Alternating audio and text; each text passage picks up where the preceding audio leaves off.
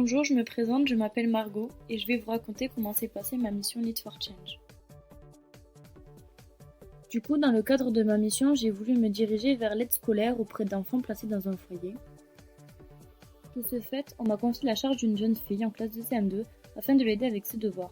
Ainsi, tous les jeudis à la fin de ses cours, soit de 17h à 18h30, je me déplaçais dans son foyer afin de pouvoir travailler avec elle sur ses devoirs et ou ce qu'elle avait fait dans la journée. Je n'avais jamais réalisé cela auparavant, d'autant plus qu'il n'était pas question de donner de simples cours à une enfant en difficulté, c'était aussi une enfant qui avait besoin de parler. Pour cela, j'ai pu développer au cours de cette mission de l'empathie, en apprenant à l'écouter et en essayant de la faire parler également. Cependant, ce n'était pas toujours très facile de la faire travailler, car elle n'avait pas envie ou bien pas concentrée. Il fallait donc pour contrer cela que je sois beaucoup patiente afin de ne pas m'énerver et que je trouve des nouvelles façons originales de la faire travailler pour que ce soit plus distrayant pour elle.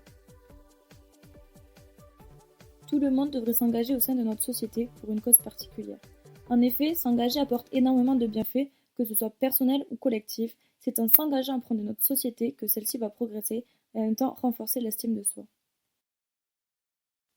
Pourquoi l'estime de soi ? Car c'est en s'engageant que l'on aide les autres, que l'on se sent utile et que l'on acquiert mais aussi exerce de nouvelles compétences ou savoir-faire.